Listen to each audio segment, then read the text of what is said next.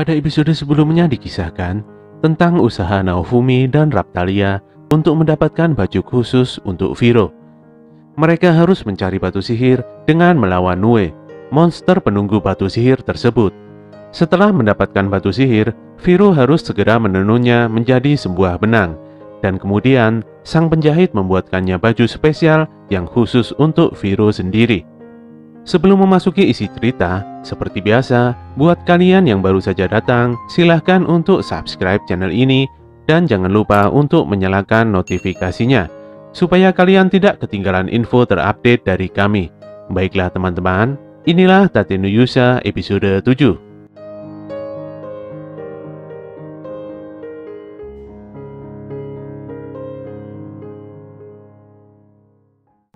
Naofumi mendapatkan pekerjaan dari paman pedagang untuk mengirimkan herbisida ke sebuah desa.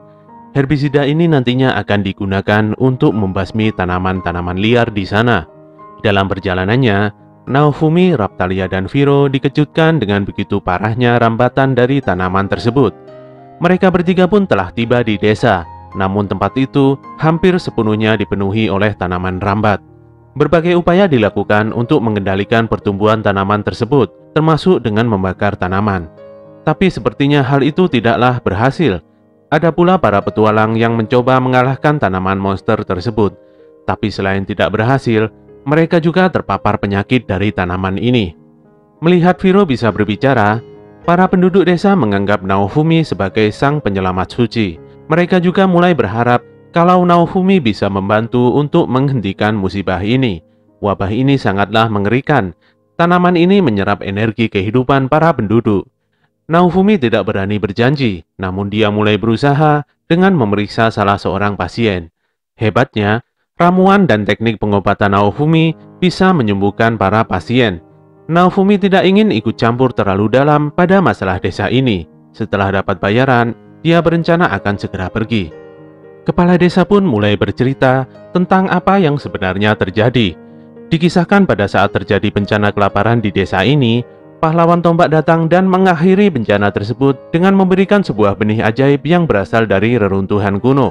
Awalnya semua senang, karena tanaman itu bisa berbuah dan tumbuh dengan cepat. Namun pertumbuhannya itu tidaklah umum dan bahkan terlalu liar, hingga merambat ke pemukiman penduduk. Sang kepala desa memberikan bayaran agar Naofumi mau untuk menyelamatkan desa. Naofumi sebenarnya jengkel karena harus membereskan masalah yang dibuat Motoyasu. Namun karena sudah dibayar, dia pun mengeksekusi tanaman monster itu. Tidak mudah untuk membasmi tanaman monster ini. Setelah menduga titik kelemahan tanaman, ditambah dengan serangan fisik sedemikian rupa, membuat monster ini masih bisa kembali lagi. Kekuatan regenerasinya sangatlah luar biasa. Namun dengan strategi dan teknik Naofumi, yaitu dengan memperkuat herbisida, akhirnya sang tanaman monster berhasil dikalahkan. Biji tanaman ini dibungut semuanya supaya tidak membahayakan orang lain. Selain itu, Naofumi mendapatkan skill baru, yaitu manipulasi tanaman. Naofumi mengolah biji dan menekan efek buruknya sehingga cepat berbuah dan aman untuk dikonsumsi. Dia pun menjual biji ini pada masyarakat desa.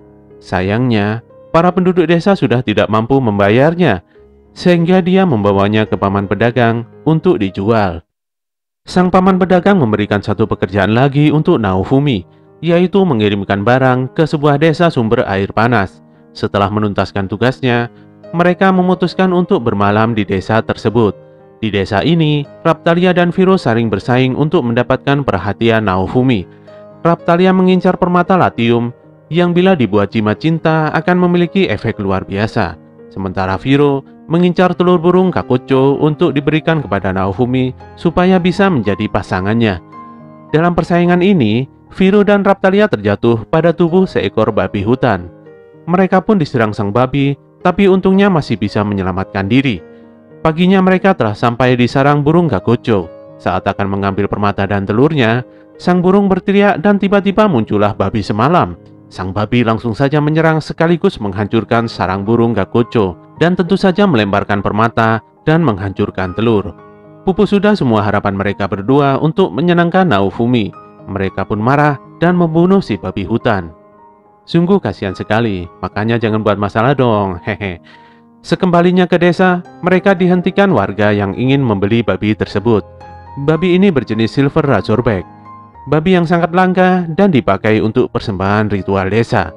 Mereka pun menjualnya dan membeli alat khusus yang menunjang pekerjaan Naofumi untuk menempa logam dan permata. Itu adalah hadiah untuk Naofumi karena telah menjaga dan merawat Raphtalia dan Viro dengan sangat baik. Naofumi begitu senang menerimanya. Dan itulah akhir cerita dari Tate no Yusa episode 7. Jangan bosan-bosan untuk terus mengikuti ceritanya ya. Bantu kami untuk terus mengembangkan channel ini dengan klik tombol like, komen, dan subscribe. Apabila info dari channel ini bermanfaat, silakan kalian bagikan kepada teman-teman kalian ya. Tetap semangat dan sampai jumpa di episode berikutnya.